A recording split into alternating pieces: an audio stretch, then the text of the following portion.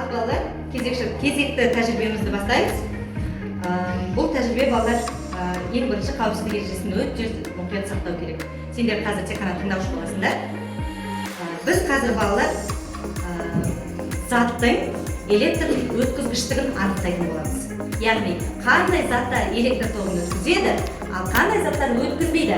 Біз алдыңғы сабақта айтқан болатынбыз, жаңағыда электр өткізеді, өткізбейді деп айтқан болатынбыз. Енді соны қазір көз жеткізіп дәлелдейміз. Ол үшін бізге қажет тоқ көзіне жалданған бізде кілтпен қазір біз шамның жанып тұрғанын ашып тексереміз қосып кілт және бізде мына электр өткізгіш арқылы жалғанған шам және қажетті заттар, әртүрлі заттар бізде пластмасс, темірдің бірнеше түрі және мына сызғыштар, ағаш сызғыш, пластмасс сызғыштар. Осылар электр тоғын өткізбей ма, қазір дәлелдейміз.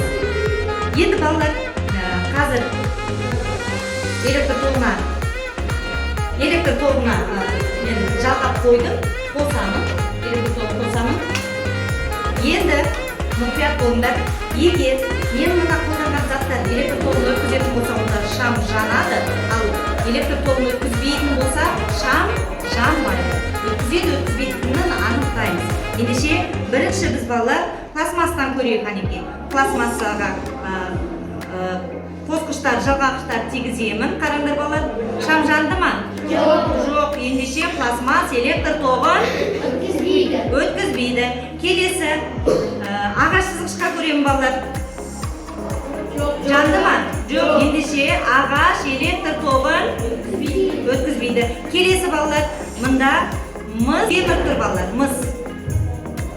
Көрейік.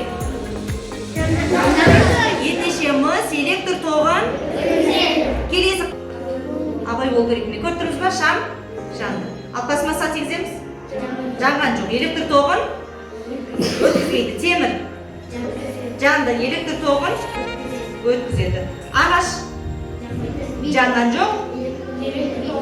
Өткізбейді. Келесі пластмасса сызғыш жанған жоқ. Электр тоғын